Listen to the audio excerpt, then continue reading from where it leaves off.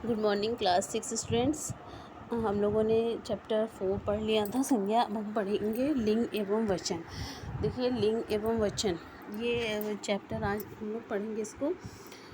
लिंग आपको पता है क्योंकि आपने इससे पहले की क्लासेस में भी लिंग पढ़ा है। करीब मेरे ख्याल से फर्स्ट क्लास से ही आप पढ़ते चले रहे हैं। 5 साल आपने पढ़ा लिंग क्या होता है, तो हम इसके और वचन क्या होता है ये आप इसकी एक्सरसाइज भी करते आए हैं। तो हम आज इसके बारे में पढ़ेंगे और इसकी हम डिटेल्स पढ़ेंगे। आपके क्लास के अकॉर्डिंग जो है, आपकी जो क्लास 6 है उसके अनुसार जो है इसका हम थोड़ा सा डिटेल्स पढ़ेंगे कि लिंग और कहाँ कहाँ होता है। पहले तो आप सिंपल ही पढ़ते आए कि दादा का लिंग बदलिए, तो दादी आपने करी, लड़का का लड़की कर दिया, मोर का मोरनी कर दिया, है ना। तो इस तरीके से लिंग परिवर्तित आप करते चले आए हैं सिंपली।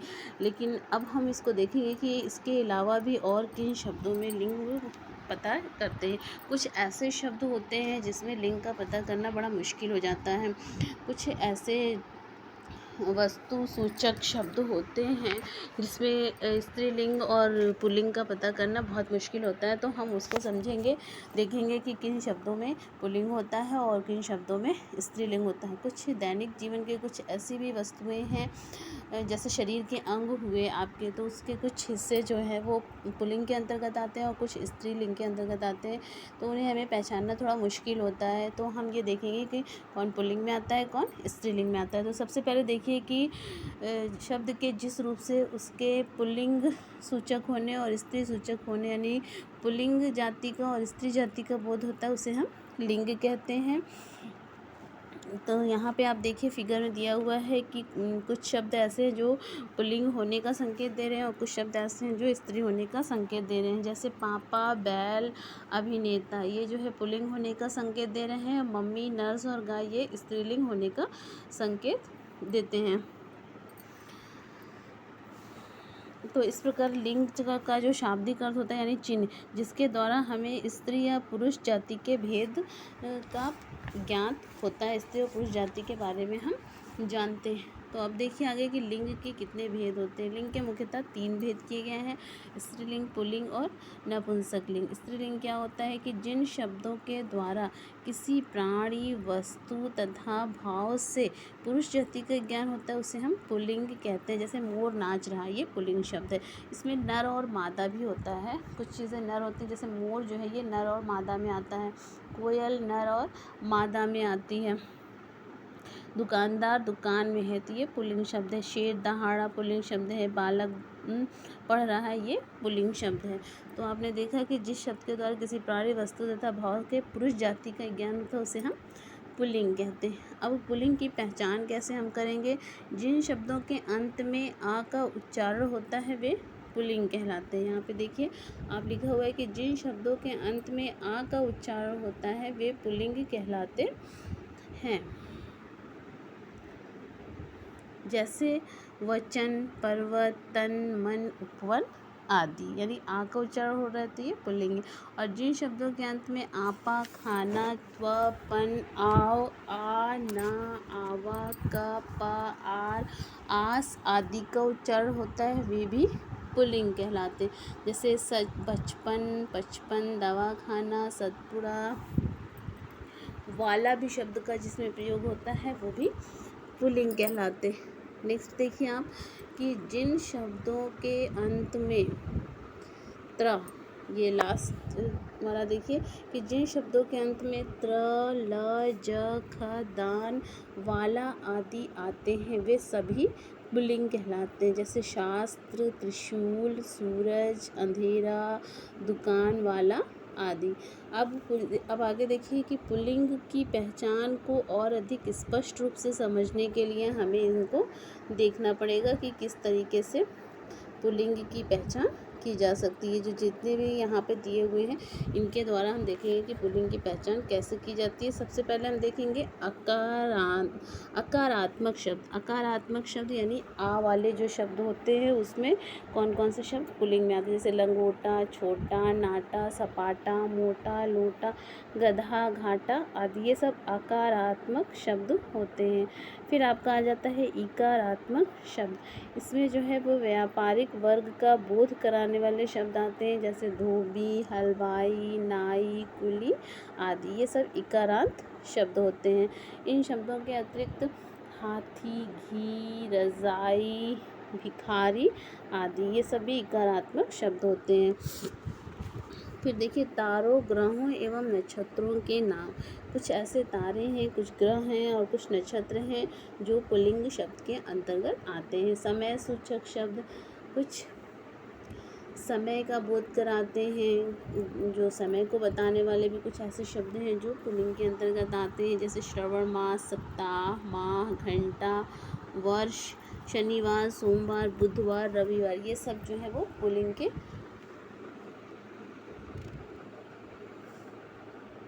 अंतर्गत आते हैं। पेड़ भी देखिए कुछ ऐसे पेड़ हैं जो पुल्लिंग के अंतर्गत आते हैं। कुछ धातुएं हैं जो पुल्लिंग के अंतर्गत आते हैं, लेकिन चांदी और मणि जो है वो स्त्रीलिंग के अंतर्गत आते हैं। फिर अनाज, कुछ ऐसे अनाज भी हैं जो पुल्लिंग के अंतर्गत आते हैं। कुछ शरीर के अंग भी हैं जो पुल्लिंग के अंतर्गत आते हैं, और कुछ वर्णमाला के ऐसे वर्ण जो पुल्लिंग के अंतर्गत आते हैं वो यहाँ पर दिए हुए, जैसे आ, उ, क, च, ट, त। ये सब जो है वो पुल्लिंग के आते हैं। द्रव्य पदार्थों के नाम। द्रव्य पदार्थ यानी दूध, पानी, घी, ये पुल्लिंग के अंतर्गत आते हैं। तो इस तरीके से आपने देखा कि पुल्लिंग की पहचान कैसे की जाएगी, किसके द्वारा हमें ये पता चलेगा कि ये पुल्लिंग शब्द है और ये स्त्रीलिंग शब्द है। ओके, फिर नेक्स्ट आप आ जाइए स्त्रीलिंग पे, यानी जिन शब्दों के माध्यम से हमें उसके स्त्री जाति होने का बोध होता है, यानी जिन शब्दों के माध्यम से किसी प्राणी, वस्तु या भाव के स्त्री जाति होने का बोध होता है उसे हम स्त्रीलिंग कहते हैं। जैसे देखिए यहाँ पे दिया हुआ है कि दादी पूजा कर रही हैं। यहाँ पे दादी जो है वो स्त्रीलिंग शब्द है। बकरी घास चर रही है, बकरी जो है वो स्त्रीलिंग शब्द है। लड़की स्त्रीलिंग है, गगरी स्त्रीलिंग शब्द है। तो हमें ये पता चल जा रहा है कि ये स्त्री सूचक शब्द है, यानी कि ये स्त्रीलिंग से संबंधित वाक्य है। अब स्त्रीलिंग की पहचान कैसे की जाती है इसको हम देखेंगे। देखिए स्त्रीलिंग की पहचान कैसे की जाती है। देखिए जिन शब्दों के अंत में ई आए वे शब्द स्त्रीलिंग कहलाते हैं, जैसे धोती, रोटी, चोटी, बेटी, मिट्टी आदि। और दसम शब्दों के अंत में यदि ऊ या आ शब्द का उच्चारण होता है वे शब्द भी स्त्रीलिंग कहलाते हैं, जैसे घटा, लटा, दया आदि। नेक्स्ट आपका आ जाता है कि आहट, आवट, आई, अरी, इया, री आदि। ये जो प्रत्यय शब्द हैं इसके अंत में आए तो समझ लेना चाहिए कि स्त्रीलिंग शब्द है। जैसे ये प्रत्यय शब्द जब किसी शब्द के अंत में आते हैं तो इसका मतलब है कि वो स्त्रीलिंग शब्द है। यानी दिखा एक शब्द है, अब उसमें आवट आया है, दिखावट, तो ये स्त्रीलिंग बन जाएगा। कड़वाहट, लड़कियाँ, गुड़िया, ये सारे सब स्त्रीलिंग शब्द होते हैं। फिर जिन शब्दों के अंत में ता, हा, आ, ट शब्दों का प्रयोग होता है वे भी स्त्रीलिंग शब्दों की श्रेणी में ही रखे जाते हैं, जैसे दुआ, बद्दुआ, पनाह, शत्रुता, मित्रता, लघुता, झंझट, चटपट, रपट आदि। ये सब स्त्रीलिंग शब्द होते हैं। ठीक है, अब आगे देखिए आप स्त्रीलिंग में ऐसे कई शब्द हैं जो सदैव स्त्रीलिंग में ही प्रयुक्त किए जाते हैं। अभी आपने यहाँ पे पुल्लिंग में देखा कि कुछ ऐसे शब्द हैं जो सदैव पुल्लिंग में ही प्रयुक्त किए जाते हैं, उसी तरह से स्त्रीलिंग में भी कुछ ऐसे शब्द हैं जो सदैव स्त्रीलिंग में ही प्रयुक्त किए जाते हैं, जैसे इकारांत शब्द जाति, खेती, भक्ति, मुक्ति आदि। फिर अकारांत शब्द है यानी आ वाले प्रतिज्ञा, कृपा, प्रतीक्षा, परीक्षा। फिर उकारांत शब्द हैं आयु, वायु। इसको आपको लर्न करना पड़ेगा तो आपको समझ में आएगा कि कौन से स्त्रीलिंग शब्द सदैव रहते हैं और कौन से पुल्लिंग शब्द सदैव रहते हैं। जिसमें मैंने आपको बताया ना पुल्लिंग में भी कि जब आप इसको ध्यान से पढ़ेंगे आप इसको दिमाग में रखना पड़ेगी कि कौन से शब्द स्त्रीलिंग में आते हैं और कौन से शब्द पुल्लिंग में आते हैं। ठीक है, तो इसको आप पूरा यहाँ तक पढ़ेंगे। शरीर के कुछ अंग भी देखिए स्त्रीलिंग में आते हैं। ठीक है, अब आगे देखिए स्त्रीलिंग और कुछ ऐसे शब्द जिसमें नर और मादा के भाव से प्रयुक्त किया जाता है कि ये स्त्रीलिंग है और ये पुल्लिंग है। वो यहाँ पे देखिए दिया हुआ है मकड़ी, कोयल, मक्खी, चील, मैना ये नर और मादा के रूप में स्त्रीलिंग में प्रयोग किए जाते हैं। फिर तोता, कौवा, खरगोश, भेड़िया, उल्लू, बाज आदि ये पुल्लिंग में आते हैं। ठीक, इसमें नर और मादा होते हैं। फिर अब आगे देखिए लिंग परिवर्तन कैसे होता है। पुल्लिंग से स्त्रीलिंग बनाने के लिए भी कुछ नियमों का पालन करना पड़ता है, जो इस प्रकार है। जिसके अंत में आ आता है, यदि उसे आ में परिवर्तित कर दिया जाए तो वो स्त्रीलिंग बन जाता है। यानी जिस पुल्लिंग शब्द के आगे केवल सिंपल आ आता है वो आ में परिवर्तित, जैसे महोदय शब्द है तो महोदया, पूज्य पूज्या, छात्र छात्रा, शिष्य शिष्या, ये सिंपल होता है, इसको पहचानना बहुत आसान होता है। नेक्स्ट आपका है कि पुल्लिंग शब्द आ तथा आ को ई में परिवर्तित कर देने पर भी स्त्रीलिंग शब्द बन जाता है। आ और आ को ई में, यानी बड़ा आ छोटा आ है और उसको हम ई में अगर परिवर्तित कर दे तो स्त्रीलिंग शब्द बन जाएगा। जैसे देव है तो देवी, मामा है तो मामी, दास है दासी, बकरा है बकरी, सखा है सखी, कबूतर तो कबूतरी, नद नदी, काका काकी, सारी। तो हम से केवल चाहे वो बड़ा हो या छोटा हो, केवल उसको हम ई में परिवर्तित कर दे रहे हैं तो वो स्त्रीलिंग शब्द बन जाता है। नेक्स्ट आपका आ जाता है पुल्लिंग शब्दों के अंत में बड़ा और छोटा और ई के स्थान पर इनका प्रयोग होता है। जैसे चौधरा, चौधरी का चौधराइन हो जाएगा।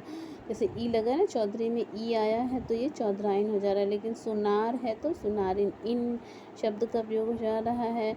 और इसके अलावा आपका आता है लुहार है तो लुहारिन, यानी छोटा आए या बड़ा आए तो ई के स्थान पर इनका प्रयोग हो जाता है तो वो स्त्रीलिंग बन जाते हैं। फिर आपका आ जाता है कि आ शब्द के स्थान पर या का प्रयोग करने पर भी स्त्रीलिंग शब्द बनते हैं। जैसे गुड्डा गुड़िया, बेटा बिटिया, लोटा लुटिया, तो इया शब्द का प्रयोग करने पर भी स्त्रीलिंग शब्द बन जाते हैं। नेक्स्ट आपका आता है कि शब्दों के अंतिम अंक अक को इका करने पर भी स्त्रीलिंग शब्द की उत्पत्ति होती है। अक यानी अध्यापक, अध्यापक है तो अध्यापिका, इका कर दिया हमने तो स्त्रीलिंग शब्द बन गया। अभी तक तो आप ये स्त्रीलिंग और पुल्लिंग शब्द बनाते चले आ रहे हैं और आपने बनाया भी है, लेकिन जब आपको ये नहीं अभी तक समझ में आया था कि इसमें किस चीज़ का, अगर आपको ये करने को आ जाए कि पुल्लिंग से स्त्रीलिंग आपने बनाया और इसमें किसके द्वारा बनाया, किस शब्द के द्वारा आपने इसको स्त्रीलिंग में परिवर्तित किया, तो आपको बताना थोड़ा मुश्किल हो जाता है। आप सोचने लगते हैं कि अध्यापक अध्यापिका ही है ना उसका, तो ऐसा नहीं है। इका शब्द का जब प्रयोग किया हमने तब जो है वो अध्यापिका हुआ, यानी तब वो स्त्रीलिंग शब्द बना। ठीक है, नेक्स्ट आप आ जाएं, वान शब्द के स्थान पर वती लगाने से भी स्त्रीलिंग की प्राप्ति होती है। अभी जो मैंने आपको बताया है कि जब आप पुल्लिंग से स्त्रीलिंग बनाते चले आ रहे हैं, बहुत सारे शब्दों से आपने बनाया होगा, अभी 5 क्लास तक आपने पढ़ा तो बहुत सारे शब्दों से आपने पुल्लिंग से स्त्रीलिंग बनाया, लेकिन आपको ये बताना मुश्किल हो जाता था कि किन शब्दों से कैसे परिवर्तित हुआ, कि ये कैसे पता चला कि ये स्त्रीलिंग हुआ। तो वो सारी डिटेल्स हम आज पढ़ रहे हैं कि वान शब्द के द्वारा जब पुल्लिंग शब्द था उसमें अगर हमने वती लगाया तो वो स्त्रीलिंग में परिवर्तित हो गया। शब्दों के अंतिम शब्द में आइन का भी उच्चारण करने पर स्त्रीलिंग की प्राप्ति होती है। जैसे पंडित है तो पंडिताइन, चौधरी चौधराइन, मास्टर मास्टरनी, तो नी शब्द का आइन शब्द का प्रयोग किया हमने तो ये स्त्रीलिंग शब्द बन गया। ई के स्थान पर इसी शब्द का प्रयोग भी स्त्रीलिंग शब्दों की पुष्टि करता है। जैसे रागी रागिनी, तेजस्वी तेजस्विनी। ठीक है, तो ये आपको समझ में आ गया होगा। यहाँ पे कुछ पुल्लिंग और स्त्रीलिंग शब्द दिए गए हैं। इन शब्दों के भिन्न रूप में परिवर्तित करने पर स्त्रीलिंग शब्द प्रदर्शित होते हैं। यानी रूप थोड़ा कुछ ऐसे शब्द हैं जिनके पूरी तरह से रूप ही परिवर्तित हो जाता है तब वो स्त्रीलिंग बनते हैं। जैसे पिता का माता हो गया, और भाई का बहन हो गया, विधुर का विधवा, वर का वधु, साधु का साधु, यानी पूरी तरीके से हम इसमें परिवर्तित कर दे रहे हैं तब वो स्त्रीलिंग शब्द बन रहे हैं। अब आगे हम देखेंगे वचन।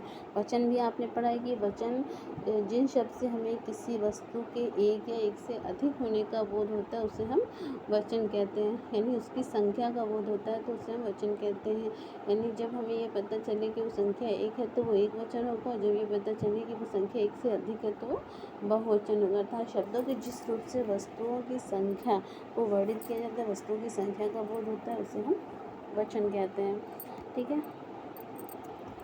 तो देखिए यहाँ पे जैसे घोड़ा दौड़ रहा है तो ये एक वचन में, घोड़े दौड़े ये बहुवचन में आ जाएगा।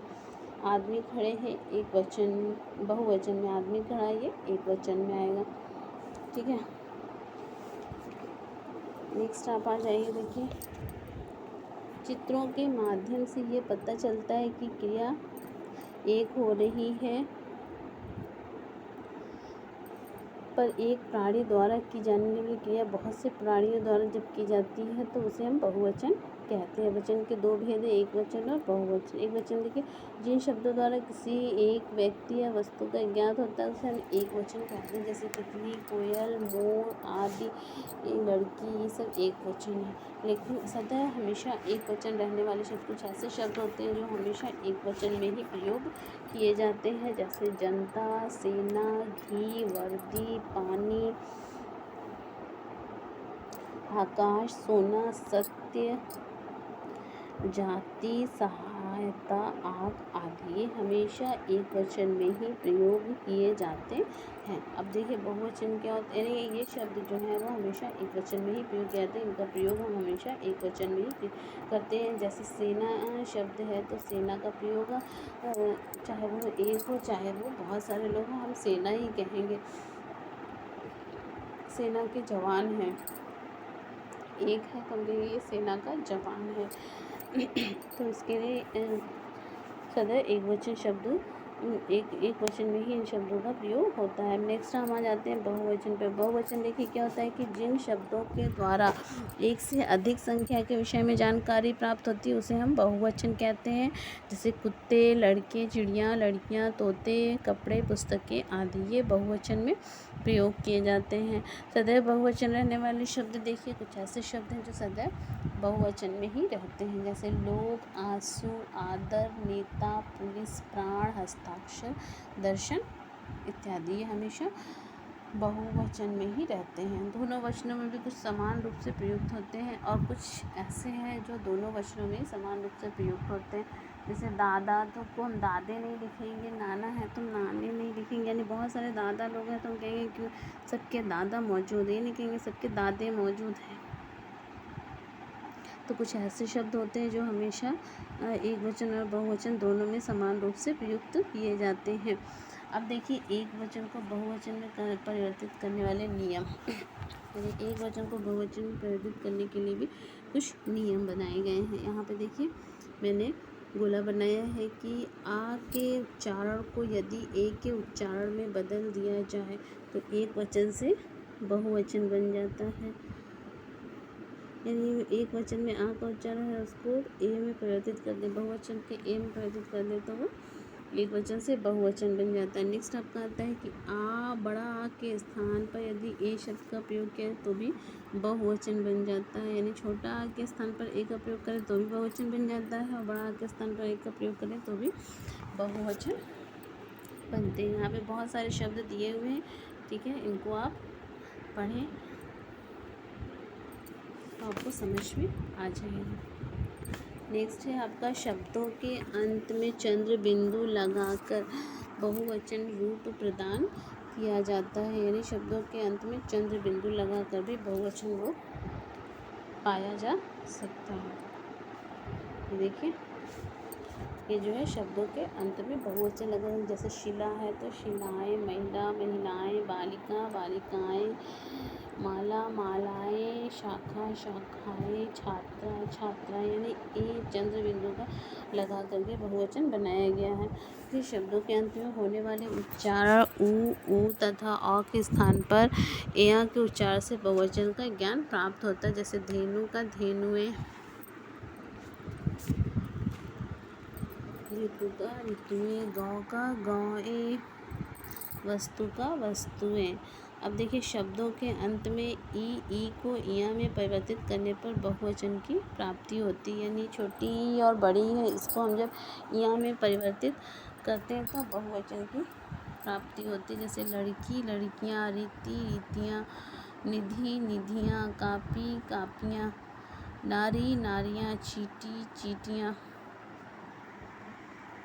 ठीक है। शब्दों के अब देखिए आगे और है कि शब्दों के अंत में ओ का प्रयोग करने से भी बहुवचन की प्राप्ति होती है। जैसे छात्र, हम एक वचन का शब्द है छात्र, अब हमने छात्रों ओ कर दिया तो ये बहुवचन बन जाएगा। लड़के है लड़का है तो एक है लड़कों, कपड़ा कपड़ों, बालक बालकों, रोग रोगों, दोष दोषों।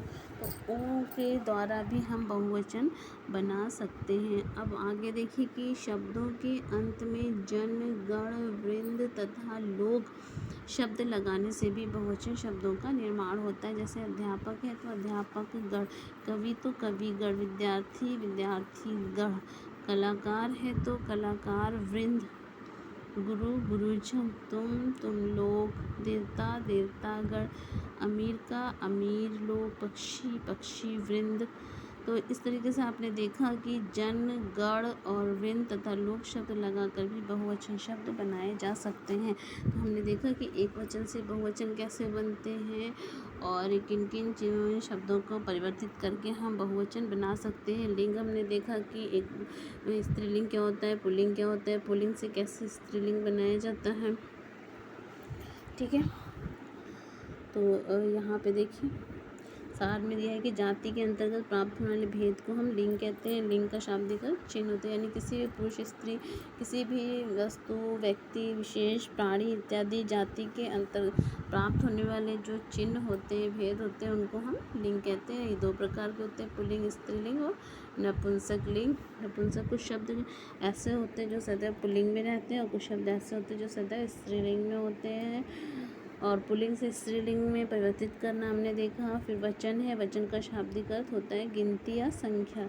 इसमें हम जब शब्द की किसी एक वस्तु का बोध होता है तो उसे हम एक वचन कहते हैं, और जब बहुत सारी वस्तुओं की संख्या का बोध होता है तो उसे हम बहुवचन कहते हैं। अब वचन के दो प्रकार होते हैं, एक वचन और बहुवचन। सदैव एक वचन रहने वाले कुछ ऐसे शब्द हैं जो सदैव एक वचन में रहते हैं, कुछ ऐसे शब्द सदैव बहुवचन में रहते हैं।